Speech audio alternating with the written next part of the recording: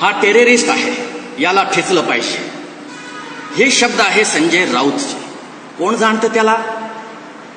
महाराष्ट्राच्या मुंबईवर राज्य करण्याची क्षमता ठेवणारे बाळासाहेब ठाकरे, एक उमदा व्यक्तिमत्व. आज जर ते जिवंत असते तर संजय राऊतलाच ठेचलं असते. संजय राऊत, तू एक छोटासा माणूस आहे. तुला काय वाटतं तुझ्या वक्तव्यावर लोक तुला हायलाइट करतील? अरे तू हायलाइट झाला, परंतु शिवसेनेला शवसेना बनवून शिवसेना नाही राहिली. तुला काय वाटतं महाराष्ट्र तुमचा आहे? कधी तुम्ही उत्तर भारतीयांचा विरोध करतात, कधी जैन मंदिरांच्या समोर तुम्ही मांस मटण शिजवून खातात. अरे मूर्खांनो, तुम्हाला काय वाटलं की मुंबई तुमची आहे? तुमची नाही आहे. ही मुंबई आहे संत गोरा कुंभारची, संत नामदेव, संत तुकाराम, संत ज्ञानेश्वर, छत्रपती शिवाजी महाराज, संभाजी राजे यांची ही मुंबई आहे, महाराष्ट्र आहे, तुझी नाही. तू कुठून आला, तू कोणाची आहे?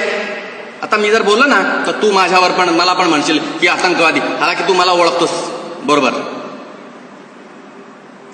एका साधूला जोकर म्हणताना तुला लाज नाही वाटली? तुझ्या आईने तुला संस्कार दिलेले नाहीत वेळेवर? की एका साधूला, एका संन्यासाला कोणत्या आधाराने तू जोकर म्हटलास? त्याने बीजेपीचा प्रचार नाही केला, बोलला. कारण 2 वर्षापूर्वी तुम्ही आमच्या जैन मंदिराच्या समोर मांस मटण शिजवून खाल्ले, लाज नाही वाटत? एका मशिदीच्या समोर जाऊन जरा डुक्कर पकडून तिथं बांधून दाखवा, हाय हिंमत तुमच्या? नाही आहे, ते करू नाही शकत तुम्ही. एक अहिंसक, एक शांतप्रिय जैन समाज, त्यांच्या मंदिरासमोर जाऊन मांस खाणारी जात तुमची, तुम्ही काय करणार आमचं? हे समजू नका की जैनांमध्ये सर्वच शांतप्रिय लोक आहेत, आमच्यासारखे आणि काही लोक आहेत. इथं भगतसिंग पण आहेत, इथं राजगुरू पण आहेत, सुखदेव पण आहेत आणि चंद्रशेखर आझाद पण आहेत. सगळे महात्मा नाही, इथं सगळे गांधी मोहनदास नाही है. मुद्द्याची बात यह है कि तू भड़कला कसा? अरे तंबाकू का, गुटखा का सेवन करके कैमरों के सामने आकर के अपनी बड़बड़ाहट और अपनी खुजली से अपनी जुबान को शांत करने वाला संजय राउत तू, मैं तुझे इतनी बात कहना चाहता हूं तो किस आधार से एक जैन मुनि को तुमने जोकर कहा? जोकर तो तुम ही नजर आते हो. महावीर का उपदेश देकर के, महावीर की बातें और महावीर का संदेश कैमरों के सामने सुना करके हम लोगों को यह बात बताना चाहता है कि महावीर ने शांति का संदेश दिया. सत्य है यह बात कि महावीर ने शांति का संदेश दिया. महावीर ने कहा अहिंसा परमो धर्म, लेकिन अहिंसा परमो धर्म, धर्म हिंसा तथैवच, यह हम जानते हैं. तुम जैनियों को बनिया ना समझो, जैनियों को कायर ना समझो. तुमने कहा मनी आणि मुनीच्या आधारावर बीजेपी जिंकली. मनी आणि मुनीच्या आधारावर जर बीजेपी, भारतीय जनता पार्टी ने विजय प्राप्त केला है तो आज तक आपने किस आधार से विजय प्राप्त की? किस आधार से आपने चुनावों को जीता? मनी और मुनियों के आधार से यदि आपने चुनाव नहीं जीता है तो फिर आपने जीता गुंडागर्दी के भरोसे पर, तलवार और बंदूकों के भरोसे पर. जैनियों के शब्दों को आप नहीं समझ सकते, जैनियों की ताकत को आप नहीं जान सकते. वो समय नहीं है कि हम लोग आप जैसे झजोर लोगों की बातों को सुनकर के चुपचाप बैठ जाए. अरे तुम्हें निष्कासित करने के लिए सामर्थ्य है हमारे पास. पूरे हिंदुस्तान में सबसे ज्यादा इनकम टैक्स भरने वाला जैन समाज है. तुम जैसों को उखाड़ कर कब फेंक देगा पता भी नहीं चलेगा. बौखलाहट नजर आ रही है. पिछली बार नगरपालिका के चुनावों में आप लोग हार गए और अभी इस बार भी तुम लोगों को पटकनी मिल गई. आगे भी तुम लोगों का नामो निशान मिट जाने वाला है. शवसेना होने वाली है, तुम्हारी शिवसेना नहीं रहेगी. तुमने कहा साधु होकर के, ये साधु तो मुझे साधु नजर नहीं आता. तेरे लाइसेंस और तेरे प्रमाणित करने से वो साधु साधु हो जाएगा? मुझे तो तेरे में ही कोई गुण नजर नहीं आते हैं, पूरे के पूरे अवगुण भरे नजर आते. कौन सा ऐसा धर्म का कार्य आज तक आपके द्वारा, शिवसेना के द्वारा हुआ है? जालीदार टोपी पहन करके धर्म का प्रचार नहीं होता, कट्टरता होनी आवश्यक होती है. लेकिन जैसे छत्रपति शिवाजी महाराज ने सभी संप्रदायों को लेकर के साथ चल करके हिंदुस्तान की, भारत की, महाराष्ट्र की नींव रखी, वो नींव आप नहीं रख पा रहे हो. आपके बाला साहेब ऊपर से जब स्वर्ग से देखते होगे ना आपकी लीलाओं को, बड़े दुखी हो रहे होगे और लालायित हो रहे होगे कि कब मैं धरती पर जाकर के तुम जैसों को 2 चाटे और 2 लप्पड़ मार दूं. और वो समय आएगा. तुमने कहा कि साधुओं को राजनीति नहीं करनी चाहिए. जरा शास्त्रों को, जरा हमारी पूर्व परंपरा को सही ढंग से पढ़ो. तुम्हारे संस्कार ही नहीं, तुम क्या पढ़ोगे? हाईलाइट होना है बस तुम्हें, बस कुछ भी उलझुल बक बक बक बक करके हाईलाइट होना है. तुम्हें कोई जानता ही नहीं, उल्टा तुम लोग कुप्रख्यात हो रहे, प्रख्यात नहीं हो रहे हो.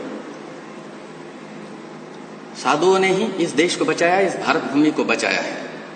आचार्य चाणक्य ने बचाया, सम्राट पृथ्वीराज चौहान के गुरु भी एक सन्यासी थे, उन्होंने इस संसार को बचाया, इस भारत देश को बचाया। आदित्यनाथ योगी नाम तो सुना है ना, उनके नाम से भी आपको बहुत खट्टापन महसूस होता है। वो भी तो एक सन्यासी है। मंदिर की घंटी बजाते हुए आज उत्तर प्रदेश के सबसे बड़े तख्त पर वो विराजमान हो गए। नीति और न्याय का साथ दे करके, नीति और न्याय का साथ लेकर के योगी आदित्यनाथ योगी उत्तर प्रदेश के सीएम बने हैं। मेरा आपसे कोई व्यक्तिगत शत्रुता नहीं है और ना आप हम लोगों से व्यक्तिगत शत्रुता रखो। यदि आप मांस मटन नहीं पकाते हमारे जैन मंदिरों के सामने तो आपकी यह हालात नहीं होती। और आप कहते हो कि उन्हें ठेसना चाहिए, मतलब उनको कूट देना चाहिए। इतनी औकात है तेरी जो कूट दे?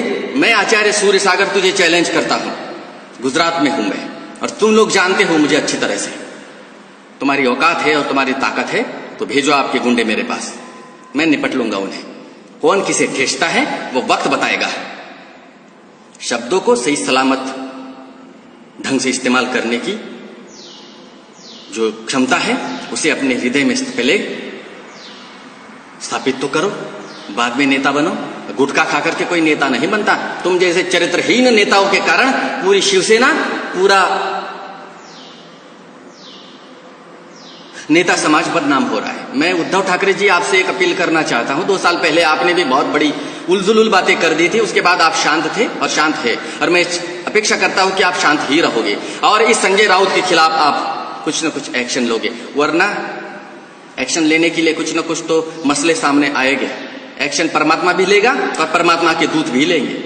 गुंडागर्दी के बल पर आप मुंबई के कुछ ही छोटे मोटे स्थानों पर राज्य कर सकते हो, लेकिन मुंबई के बाहर आप यदि कभी आ जाते हो तो आपके लिए परेशानियों का कारण बन सकता है। मैं ये नहीं कहूं कि गुजरात में मैं कोई गुंडा और गुनहगार नहीं हूं। मेरे भगवान ने हमें अहिंसा का मार्ग अवश्य सिखाया है, लेकिन वह अहिंसा केवल निर्बलों के लिए है, उग्रवादियों के लिए कदापि नहीं। तो जैन समाज को कायर समझने की भूल और चेष्टा कभी दोबारा मत करो। और ये जो बयान दिया है ना इस आतंकवादी संजय राउत ने, जोकर ने, ये जो जाकिर नाइक की तुलना की है हमारे जैन मुनि के साथ में, मैं इसकी निर्भत्सना करता हूं। जाकिर नाइक का तो कुछ नहीं उखाड़ पाए तुम लोग, और तुम हमारे जैन साधुओं की भाषा शैली पर जाते हो। अरे वर्तमान की स्थिति यही है कि हमें इस आधार से बोलना पड़ता है। यदि तुम हमें नहीं छेड़ेगे तो हम क्यों बकेंगे, क्यों बोलेंगे? तुम हमें छेड़ो मत, हम तुम्हें छोड़ेंगे नहीं। तुम हमें छेड़ो, हम तुम्हें छोड़ेंगे नहीं। समझ लगा है?